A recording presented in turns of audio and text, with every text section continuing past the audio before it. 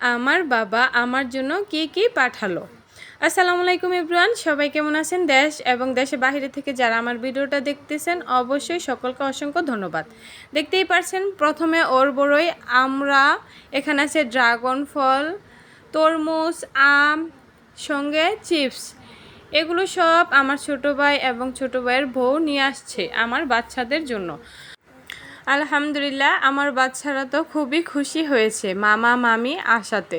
তো এইদিকে এখন আমি রাত্রেবেলা সবাইকে তরমুজ কেটে দিচ্ছিলাম খাওয়ার জন্য।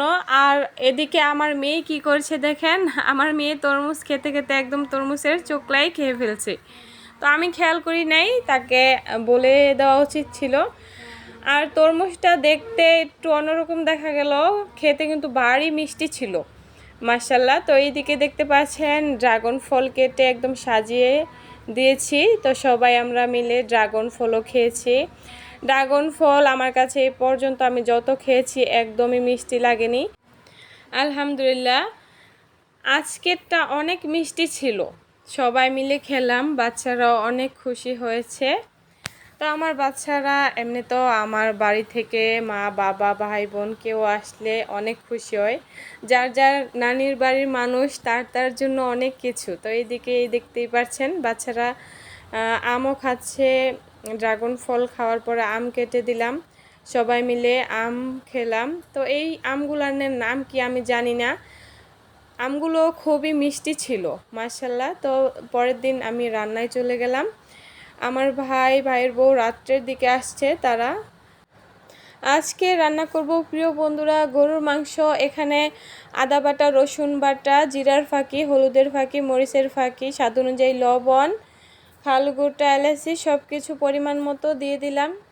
দিয়ে এখন পরিমাণ মতো সয়াবিন তেল দিয়ে ভালো করে হাত দিয়ে মাখিয়ে নেব। গরুর মাংসটা হাত দিয়ে মাখিয়ে যদি রান্না করা হয় তাহলে এটার স্বাদই আলাদা থাকে। তো দেখতেই পাচ্ছেন সব মশলা দেওয়া হয়েছে। পেঁয়াজ কুচি করে কেটে দিয়েছি আমি, দিয়ে ভালো করে হাত দিয়ে মাখিয়ে নেব। মাখানো হয়ে গেলে সরাসরি চুলায় চলে যাব। তো এইদিকে দেখেন চুলায় বসিয়ে দিয়েছি, এদিকে জাল দিয়ে দিলাম। আস্তে আস্তে হয়ে যাচ্ছে আমাদের গরুর মাংসটা। কে কে গরু মাংস খেতে ভালোবাসেন অবশ্যই কমেন্ট করে জানাবেন। আমার কাছে কিন্তু খুবই ভালো লাগে গরুর মাংস। গরুর মাংসটা যত বেশি কষাবেন তত বেশি টেস্ট হয় এবং ভালো লাগে খেতে। তো চুলার মধ্যে রান্না করতে কিন্তু খুবই ভালো লাগে আমার কাছে। আমার কিন্তু ভালো রান্নাঘর নেই, তো এর চেয়ে খারাপ অবস্থায় মানুষ রান্না করে। আমার যতটুকু আছে তাতেই আলহামদুলিল্লাহ, সবাই দোয়া করবেন। তো এই দেখতে পাচ্ছেন এটা আমার ছোট্ট একটা রান্নাঘর, এখানেই আমি রান্না করি। তো আমি আমার দোনো চুলায় রান্না বসিয়ে দিয়েছি, কারণ দেরি হয়ে গিয়েছিল তাই তাড়াতাড়ি দুই চুলায় বসিয়ে দিলাম। এক চুলায় ভাত বসিয়েছি, আরেক চুলায় গরুর মাংস। যেহেতু গরুর মাংস হতে অনেক দেরি লাগে, গরুর মাংস হতে হতে আমার ভাতটা রান্না হয়ে গেছে। এদিকে একটু ঘরে যেতে নিয়েছিলাম, আমার মুরগি আসলো খাওয়ার জন্য, মুরগিদেরকে খাবার দিয়েছি। এই দেখেন ছোট বাচ্চাদেরকে ফিড দিয়েছি। একটু যখন দেখতে পারবেন আপনারা চাল খেতে পারবে তখন আর ফিডটা ব্যবহার করবেন না, কারণ ফিড খেলে অনেক অল্প কিছু দিনে মুরগি ঠিকই বড় হয়ে যায়। আর যদি আপনারা ফিডটা খাওয়ান অসুখও হয়ে যায়। আবার যদি আপনারা নিয়মিত ওষুধ খাওয়ান হাঁস মুরগিদেরকে বুঝে শুনে, তাহলে কিন্তু আবার কিছুই হয় না। তো এদিকে দেখেন রান্না হতে হতে নিজেকেও একটু ভিডিও করে নিলাম। তো সবাইকে বলে দিলাম হাই, আপনারা সবাই কেমন আছেন। তো অবশ্যই আমার পাশে থাকবেন সবাই।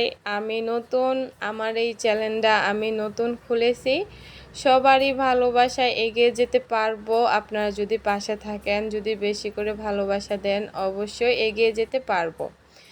ইউটিউব বলেন, ফেসবুক বলেন, সব জায়গায় মানুষের সাপোর্ট ছাড়া এগিয়ে যাওয়া যায় না। তো যাই হোক, রান্নার ফাঁকে আবার চলে গিয়েছিলাম স্কুলের মাঠে। ছেলে স্কুল থেকে এসে চলে গেছে স্কুলের মাঠে খেলার জন্য। তখন ছেলেকে ঘুরে দেখে আসলাম। আসার পরে এইদিকে আমার মাংসটা হয়ে গেছে। তো আলহামদুলিল্লাহ, দেখতেই পাচ্ছেন কত সুন্দর দেখতে হয়েছে, খেতেও কিন্তু দারুণ হয়েছে। তো এইদিকে দেখেন আমার হাঁসের ছানা, আমি একটু কলপার যেতে নিয়েছিলাম, তো ভাবলাম একটু আমার হাঁসের ছানাদেরও আপনাদের সঙ্গে শেয়ার করি। তো এগুলো হলো চীনাই হাঁসের ছাও। আমাদের বাসায় আবার কৈতর আসে, আমাদের বাড়ির পাশে যে বাড়ি ওনাদের কৈতর আমাদের বাড়িতে চলে আসে। তো মাঝে মাঝে আমি তাড়াই দেই, আবার মাঝে মাঝে তাড়াই না, খাবার দেই খাওয়ার জন্য। তো এইদিকে দেখেন আমার ছোটো ভাইয়ের বউ আমার জন্য ওর বড়ই পেড়ে এনেছে গাছ থেকে।